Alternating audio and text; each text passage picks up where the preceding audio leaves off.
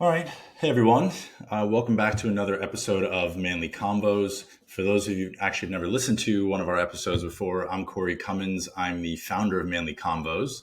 Just to give you a little background on what we're about and why we started and how we're trying to do things here. So basically, the goal of Manly Convos is to destigmatize men's mental health.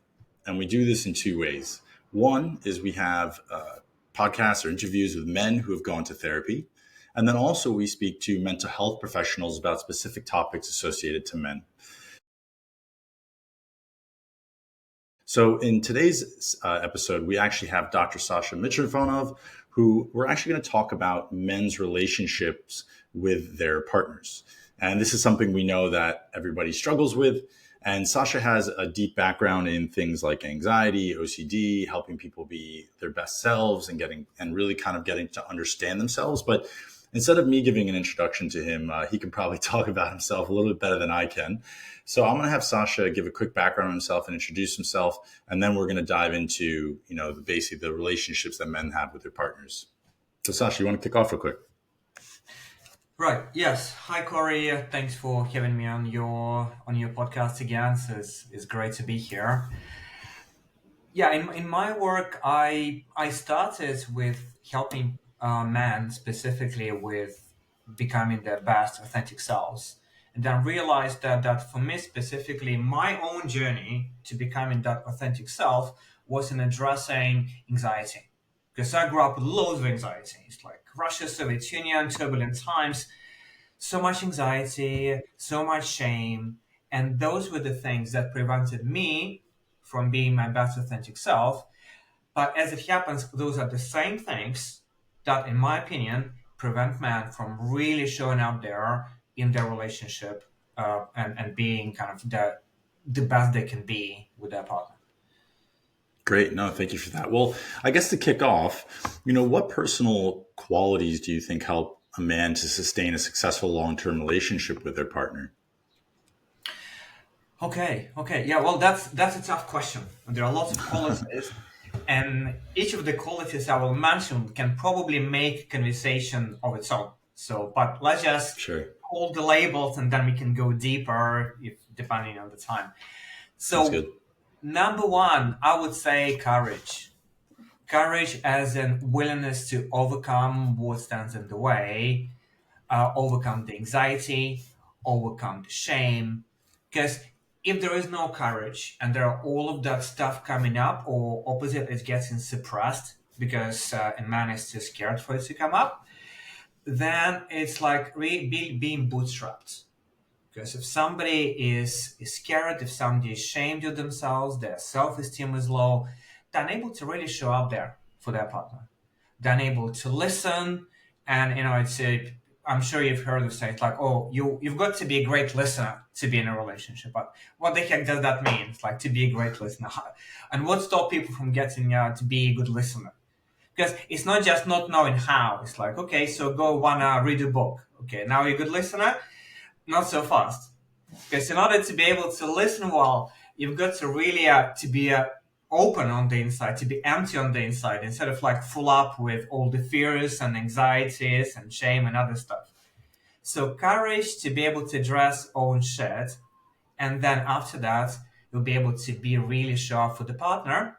And then other qualities is to be curious, to be kind, to be compassionate towards him or her. Again, I don't want to assume that we're speaking only about heterosexual relationships, of course. So it's No, definitely him not. or her. And then it's also authenticity in terms of being able to give your own gifts to the world, to have some kind of purpose and meaning to life. Because a man without a purpose cannot be a happy man. He can be a complete man. And if man's life revolves against the relationship, that quickly becomes unattractive, very much. So you've got to be that purpose, you've got to be some dedication. Yet you've got to be there also ability to give attention to the relationship. So those are Great. some of the So let me recap. You said courage, yeah. curious, kind, compassionate, authenticity, and attention. Yeah. Okay. No, and I agree with those. I think they're I'll add a all couple really kind more. of I'll add a couple more.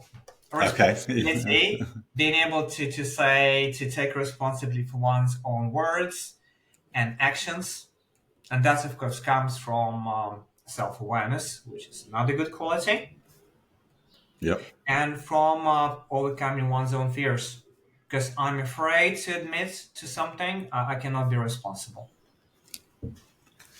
And then the final one I would add is being flexible slash adaptable. Mm. Because no one's static, so things change, work changes, people change. So if somebody comes into a relationship, it's like, I am as I am, I never change.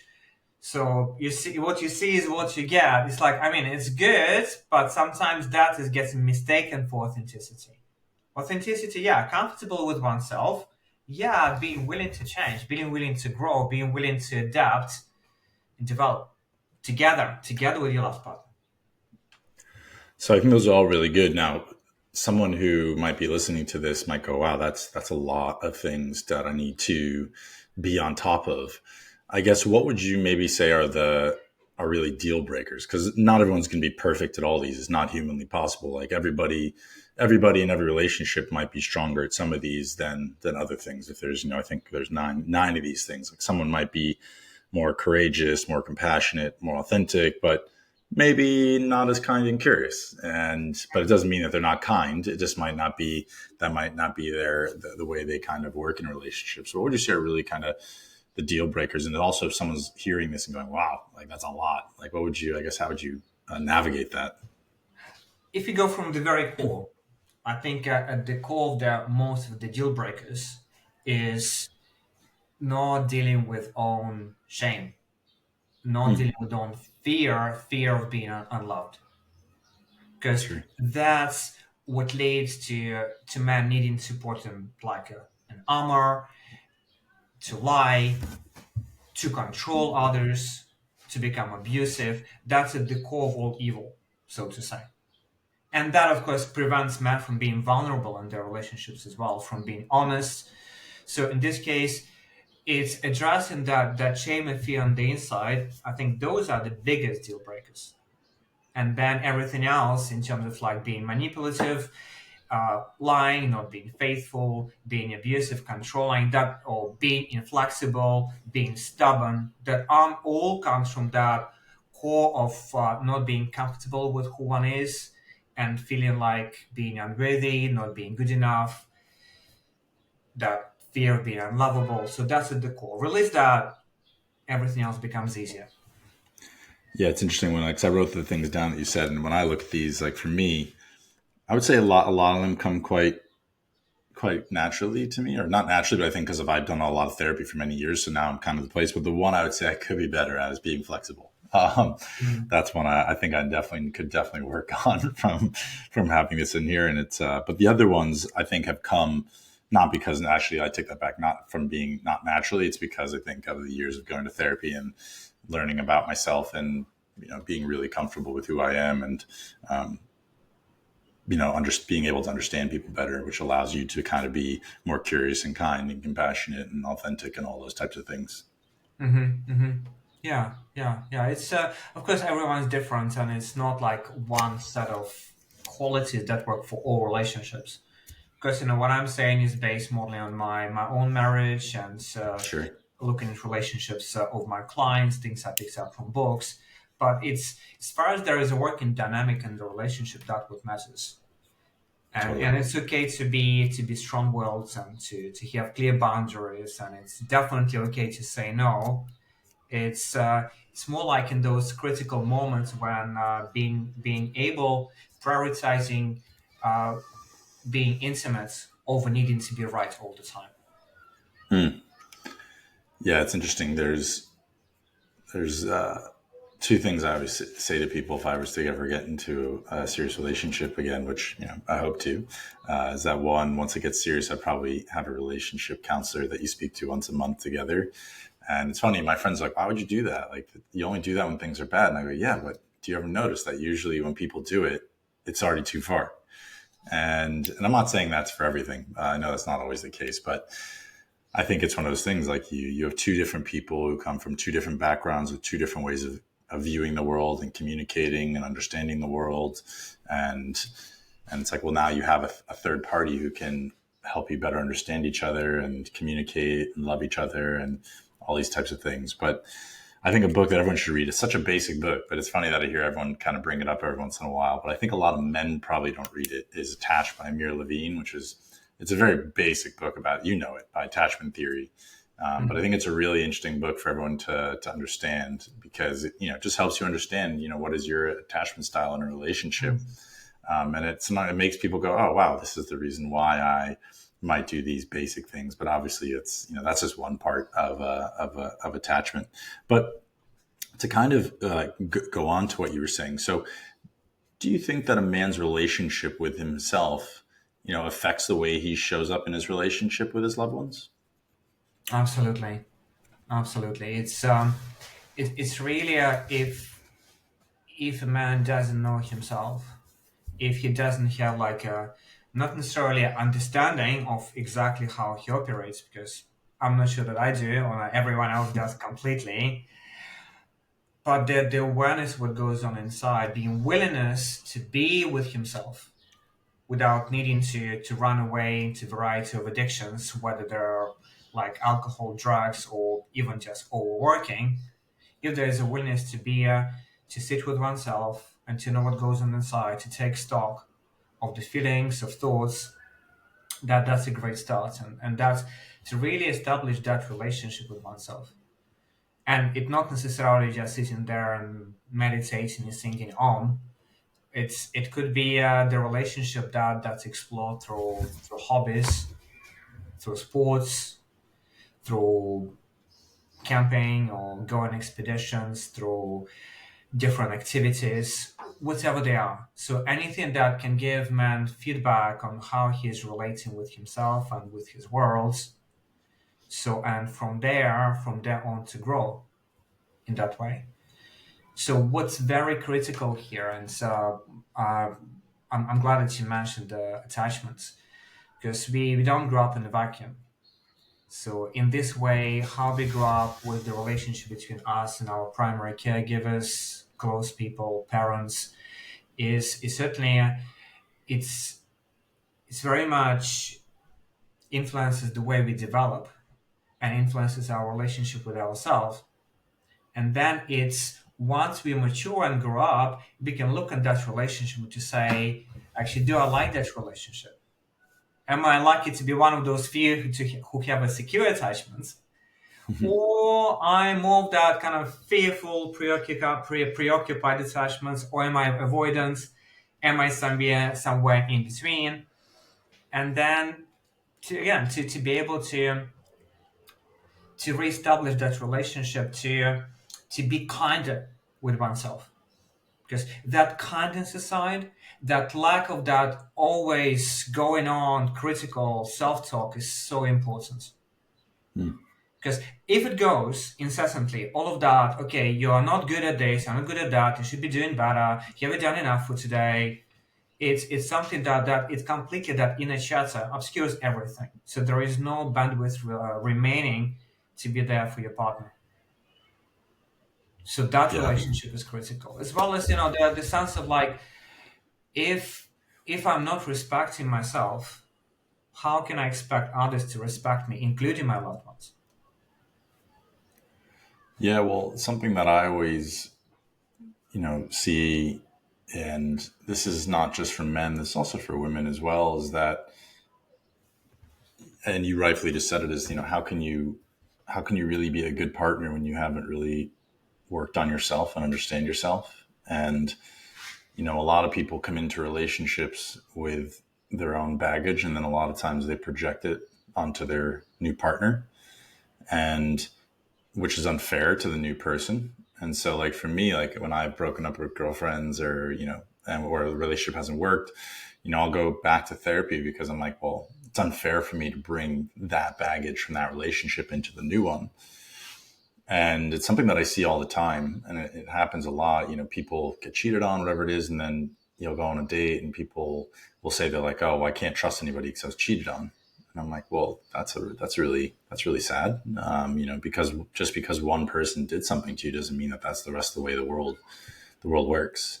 Just because you got fired from your job doesn't mean every company is going to fire you from your job. Mm. And I think for this, I think also, unfortunately, I think with men, like when I think about what men talk about, we don't really talk about, like, with our partners, we don't talk about how we show up to our partners. Like, how can we be better partners? How can we be our better selves to really, be there for our partners? And I mean, be there. I don't mean just like whatever it is financially, whatever it is. It's actually like emotionally and mentally, which are the most important things, really. Obviously, I know physically is important on both sides of the party, but yeah, it's something that I think people don't take enough ownership in, and I think they just dive into relationships, and it's like, well, actually, a lot of the reasons why there are problems is it's not just because of the relationship. It's actually because both people don't really understand each other, like by themselves, without anybody else. But yeah, that's I don't know if you've noticed that in your years of meeting people that are doing, having patience. Yeah. The interesting that those men who ask themselves the question, am I ready to be in a relationship? What am I bringing? How much of my own baggage I still have? Those men are probably much more ready than other men to actually be in a relationship, because those other men, they're not even asking the questions, just kind of plowing through the relationship without even caring, without understanding what kind of damage they're bringing into their partners and how much their partners are not being listened to or understood. So when one day it comes like a breakup or a divorce becomes suddenly out of the blue for those men, simply because they're really not paying attention.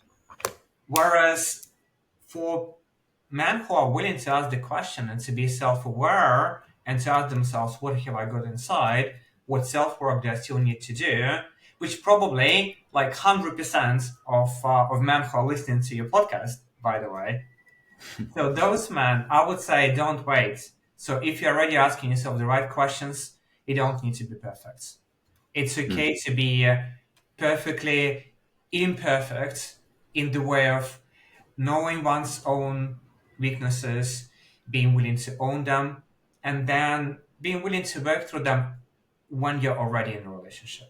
So don't wait for perfection. You don't need 20 years of therapy before you're ready to start dating. Start today, and keep on going with the self work. No, I definitely agree. Well, some of these things I think we can all do better. I can definitely learn every time I have a relationship or whatever. There's things I always learn from that experience. You're like, wow, I could have done that better for the next time.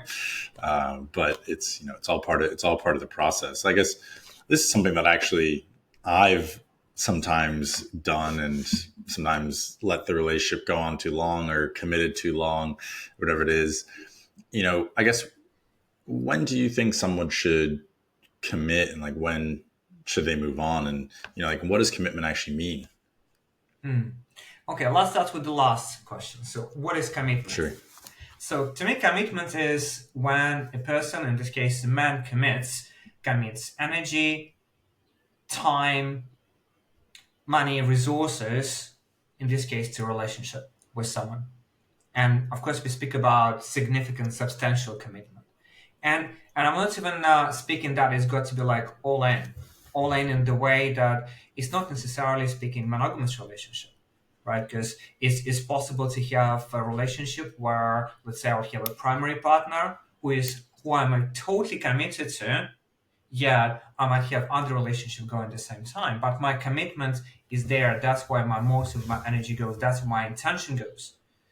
And in this case, even in the wedding vows, it could be that commitment to be together, but to me, commitment doesn't go with like a due date on it. It doesn't go like I commit to you for the rest of my life. Like, can really anyone make a promise like that? What if things change? No one can give that promise. Can I promise for 20 years, for 10 years? No, it's just it's I find it silly to put specific time frame on that. It's like right now I'm committed 100%. Tomorrow may be another day. It may be. And so now that brings me to the second part of the questions: how to know when when a relationship is when it's time to commit, or when it's a good relationship to commit to. Mm. To me, there's few attributes. So if being able to be friends with your partner is definitely a good indicator. Of course, it's not being just friends. If there is no attraction, if there is no sexual spark, okay, be friends, be committed friends. Don't be partners, don't be spouses. So attraction comes as a given. Being able to be friends. Then, of course, having similar values, what's important to you, aspirations, direction in life. And for that, of course, it's a matter of having a few conversations about the future, like where I'm going, where he or she is going, what's important to them. And then if you're saying that your values are matched, where you're going is matched, you're good friends, there is attraction there, why wait? Commit. Again, knowing that it's not a prison sentence. Again, it's not for 10, 20 years life sentence. You're free. And to me, that freedom is what's critical for commitments. When one is truly free, it's much easier to commit. There is no fear. Yeah, it's interesting how you say commitment doesn't have a due date. I think some people listen to this, when they're married, might say that they disagree with that. But I think it's an interesting way of looking at it. I think you're not saying, hey, listen, from one day to the next, I'm just going to jump and leave. But it's more that, it's like, hey, you're committed on a day to day basis, and, life can change and evolve and you never know. But, how can you, yeah, it's true. Like the same thing. If you were to start a business with someone, you couldn't promise someone, hey, I'm going to run this business with you for the rest of my life. You just never know, unfortunately, what's going to happen. But what you should do is you should commit to that when you got have for however long a relationship is together, that you are fully in it and fully engaged and fully there to, be an amazing partner to the one you're with. hmm And if one stops being, then that's a topic for a conversation. To say it's like, look, we agreed to commit to each other, and now you're like away for half a year somewhere on expedition, or you're working for 16 hours a day. So what's up? Where it's time for each other? And it may be that things need to be redefined once in a while, or maybe that relationship actually has kind of expired its best before date, and that's okay as well. Because as far as that there is that willingness to go and to prioritize one's own freedom and authenticity, and have that love for another, meaning the same for them to be their best authentic selves. It's not only about staying together, it's at any cost. Sometimes it's better to separate. And with that, that was part of the question. So, how should someone know when to move on? Because that is something that I've definitely struggled with that sometimes. When you need to move on, and I probably should have done it way earlier and just didn't. So, how should someone know when to kind of take that step as well? Okay. I think a lot about it will get clear when there is no fear. So if somebody starts thinking about moving on, that's already an indication something is not working. Right. Hmm. So then if something is not working, that's not yet a reason to move on. It's a reason to go and speak and to say, look, this is not working. And not needing to appease and not needing to control, but rather to authentically show up and say, this is not working. Part of that is perhaps me, part of that is you. So let's discuss how we can change things. And if there is a scope for that evolution of the relationship, for change, then it can return back to being happy, harmonious, in which case no need to move on.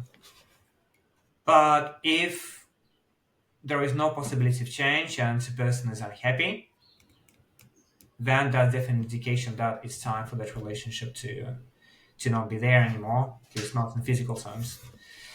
And one good indicator is to be free from fear as much as possible. Yeah, no one is completely fear free, but it's like if I'm having thoughts about leaving and I'm thinking, oh, but I'll be by myself and then I'll need to find somebody. How do I find somebody good? And what about the property we have together? Or what about kids we have together? It's like, what would it be like for them? Fear, fear, fear, fear. One can turn after another. And so it's really addressing those concerns and fears, and then seeing like, do I still want to be with the person? If I'm not afraid, If I'm free to go and there will be no deal cost to pay, financial otherwise or emotional, would I want to go? If the answer is yes, that's the first step to getting out. And to kind of I keep going with that, it's like what would you say are the signs you were kind of talking about? What would you say are the signs in in a relationship that might kind of say, okay, actually this is in trouble, and I should kind of move on to go a little bit deeper to what you were talking about. Hmm. There could be lots of different signs. One is when somebody is kind of going in on themselves and as in not paying attention to the relationship anymore, taking it for granted, not being kind and compassionate, being selfish, kind of in the bad meaning of that word. And then it's really it may be for different reasons. It may be because they are looking elsewhere, maybe they found somebody, or they just lost interest for whatever reason, or maybe they're depressed. Again, I'm not saying it's like, oh, your partner got depressed, leave them. Your partner got depressed, be compassionate, support them, and challenge them to go into therapy so they can resolve those mental health issues. Which again, we are all people so vulnerable to mental health issues. That's okay. So that's probably that's number one. Could you repeat the question again? Yes, and so what are the signs that your relationship might be in trouble? Okay. Okay. Other indicators of the relationship being in trouble is when people stop being curious, stop learning about each other, when they don't know anymore what makes another one tick, Mm. what really resonates, where that other person is going. When somebody becomes dishonest or controlling, or really mean and judging. So really, again, none of this necessarily is a kind of definite break for the relationship, but it's all indicative there is trouble there, and that means perhaps go to therapy or go to some kind of course for couples. And if there's willingness to resolve things, then there is always a way. Hmm. Other signs is how people argue, because everyone argues. So it's like, I don't know any relationship where people don't argue. In fact, I would say that if partners don't argue, then there is something wrong. It's like, okay, they're keeping stuff in before like one major big explosion, and they're like not in the same room anymore. That's fair. And there's great relationship experts, a couple actually, John and Julie Gottman, and they wrote a book, The Seven Keys to Making Your Marriage Work. So even though Okay. there is an M word in the title, it doesn't mean that it's all for marriages. So it's for all kind of partnerships, for people living together, boyfriend, girlfriend. It's very, very useful. And they speak about four horsemen of apocalypse, which are like four signs that there's something is broken in an argument. And so I don't know if I could remember all four of them, but the idea is that there is defensiveness, there's criticism, kind of that criticism. Then on the receiving side to the criticism, it's not kind of admitting one's own part of responsibility and sorry, but it's that defensiveness. And then so that defensive not being willing to see what's underneath, that's a big sign of trouble. Then the third horseman of apocalypse, how they speak about it, is contempt. Contempt Mm. is a big one. So it's like if there's contempt present, disgust, that's a big sign of trouble. And finally, the last fourth one is, I remembered all four of them, stonewalling. Stonewalling is just kind of hiding behind newspaper or an iPad or a phone and just not willing to engage. So that kind of resignation, not even willing to engage, like whatever she's saying, he's saying this, I don't want to know. Mm. Because that means, again, that there is no connection, there is no willingness to work through things. That's sign of trouble. No, that's great. And so, for the male listeners for this episode, I guess what are some things that you'd recommend for them to do to to whether to be a better partner, to be able to be better themselves, be a better understand themselves, things like that. Like, what are some things you could recommend for them to do to kind of, make themselves a better partner? I would recommend to, from time to time, to take in stock of what's happening inside. And that doesn't mean, again, formal meditation. Like, I don't formally meditate, but I go on walks, for example. When I go on walks, I try to not always like listen to something in my, in my headphones, but rather just be with myself and see what comes up. And what's always that comes up is, instead of suppressing it, is to allow it to be. And allow it to be not in the ways like not just being critical to myself, but in the way of allowing things to pop up and being kind to myself with whatever comes up. And if I'm aware that there is some insecurity comes up, some sense of being not good enough, being unworthy, being unlovable, or fears, whether it's fears about, again, being good enough, or fears about financial security, or fears about the relationship, is not just keeping that stuff in, not trying to run away from it, but address it. And addressing it can come in so many different ways. That could be through going to therapy, that could be discussing it with other men and being in a men's group, for example. Like, something I highly recommend. So I meet my man every fortnight. We meet together and we discuss things, and we kind of keep each other honest. We share things. We be vulnerable. That's another thing that can work well. Reading books, listening to podcasts, but again, doing that inner processing. So making sure that there is enough time in you for you, that it's not all in your work and then coming home and being with other people. So that there is an importance of solitude for self-reflection, for self-development, for really making sure that it's not only that there externally that the body is healthy, which, by the way, that's one of the qualities I didn't mention at the beginning. So what's something that makes a man kind of date worthy, a relationship worthy? Like, bare basics is got to be keeping body in good shape, having good hygiene, right? So the same here, it's having hygiene on the inside, emotional, mental hygiene. That's what I would recommend. I like that. Well, I think we'll end on that. I think those are some really good tips, and I think it's really interesting to talk about relationships with partners. I think it's something that we don't discuss enough with as men, on how do we really show up for our partners. Whether showing up for a male or a female partner, or however you identify. But I do think it's something that we need to be a little more open about, because I think it is a huge aspect of our lives, having partners. And I think it's something that would not only make it more beneficial for us and a more happy relationship for us, but also I think it would benefit the people that we date as well. So I really appreciate you joining again for the second one. I think we're going to do potentially another one of these, but instead of relationships with partners, we're going to do relationships with your family and your children, especially, because I think that's something that is always something that I don't actually know in much depth, but I know you do. So it's something that we can kind of hear your thoughts and really how to understand this and work on this, because it is something that is very tricky, and a lot of people struggle to kind of work through that minefield. Absolutely, it's a fascinating topic, and it's our child has actually turned 20 2 days ago, so it's been a long journey with its up and downs, and I'll be happy to share and to come again to your podcast. Perfect. Well, thank you for joining, Sasha. Have a good one. Thank you. Bye bye. Bye-bye.